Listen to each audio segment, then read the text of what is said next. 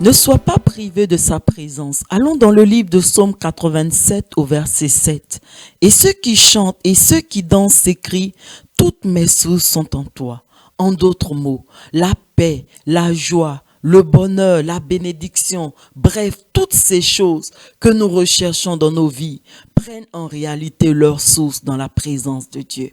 En effet, toutes ces choses se trouvent en Dieu et ce n'est que dans la présence de Dieu que nous pouvons véritablement les expérimenter. C'est pourquoi le psalmiste affirme également en Psaume 16, verset 11, « Tu me feras connaître le sentier de la vie. Il y a d'abondantes joies devant ta face, des délices éternelles à ta droite. » Amen. Écoutez mes bien-aimés, la vie victorieuse et abondante à laquelle Dieu nous appelle depuis la fondation du monde, nous ne pouvons pas la vivre en dehors de la présence de Dieu. Souvenez-vous d'Adam dans le jardin d'Éden. Parce qu'il baignait dans la merveilleuse présence de Dieu, il ne manquait de rien et dominait sur toutes choses, sur la terre, dans les airs et dans les eaux. Malheureusement, Adam a désobéi à Dieu. Par conséquent, il a été séparé de Dieu et privé de sa présence. Il ne pouvait plus continuer à vivre dans ce jardin d'Éden. Il en sera donc chassé. Lui qui menait une vie heureuse et prospère dans la merveilleuse présence de Dieu, devait désormais mener une vie difficile, loin de Dieu et où il mangeait à la sueur de son front. Plus tard, les enfants d'Israël, après leur sortie d'Égypte, vont marcher dans le désert pour se rendre sur la terre de Canaan, cette terre où coule le lait et le miel. Dans ce désert, après avoir reçu la loi de l'Éternel, ils vont construire le tabernacle et servir Dieu, déclenchant ainsi la présence de Dieu au milieu d'eux. Le symbole physique de cette présence était l'arche de l'alliance contenant les tables de l'alliance.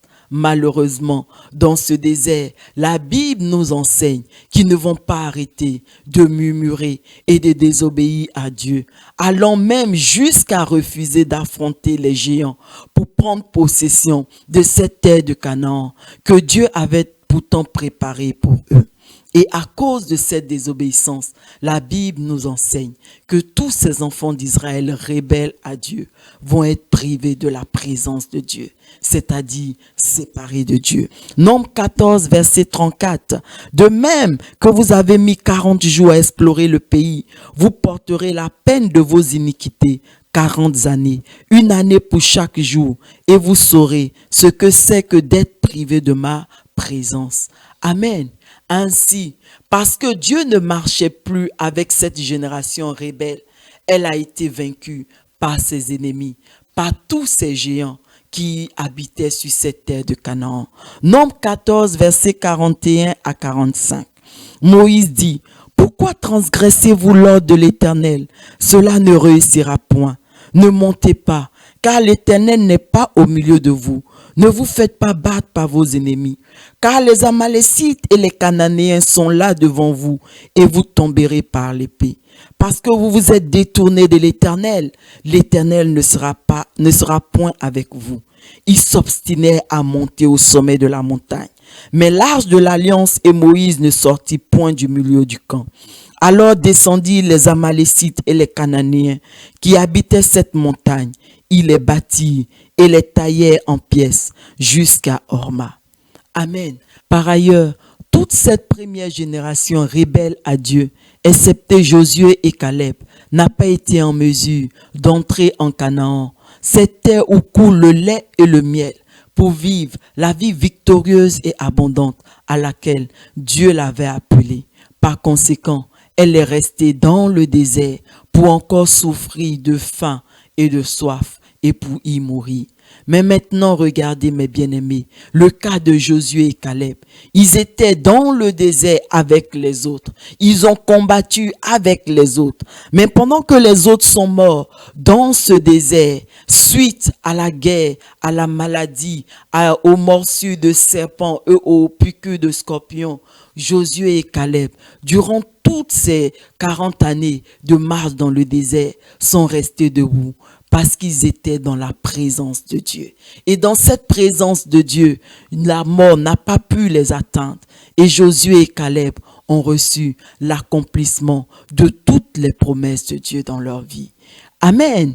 La Bible nous raconte également le cas des fils du sacrificateur Élie, Ophni et Phiné, qui étaient eux-mêmes des sacrificateurs de l'Éternel, c'est-à-dire des serviteurs de Dieu. Ils ont été privés de la présence de Dieu à cause de leurs mauvaises œuvres et de leur désobéissance à Dieu. 1 Samuel 2, le verset 12 et le verset 17. Le verset 12 dit: les fils d'Élie étaient des hommes pervers. Ils ne connaissaient point l'Éternel. Et au verset 17, ces jeunes gens se rendaient coupables devant l'Éternel d'un très grand péché parce qu'ils méprisaient les offrandes de l'Éternel.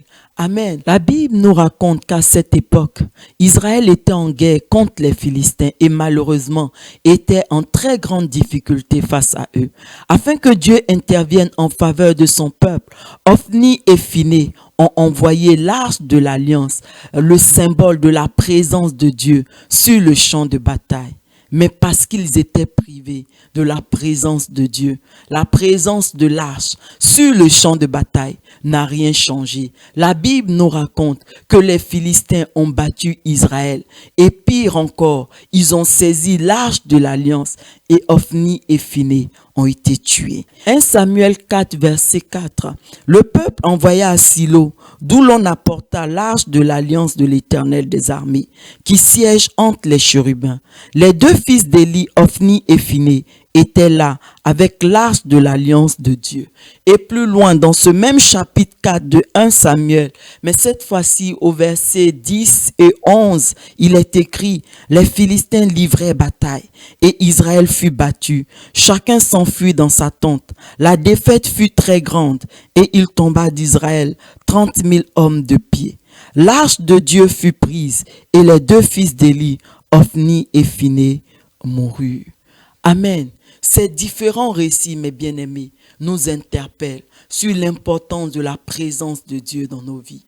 Lorsque nous recevons Jésus dans nos vies comme notre Seigneur et Sauveur personnel, la Bible nous enseigne que Dieu nous communique son Esprit, le Saint-Esprit, pour qu'il nous conduise dans sa merveilleuse présence.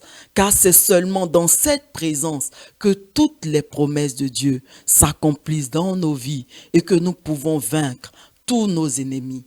Malheureusement, notre désobéissance nous sépare de Dieu et nous prive de cette merveilleuse présence. Romains 3, verset 23. Car tous ont péché et sont privés de la gloire de Dieu.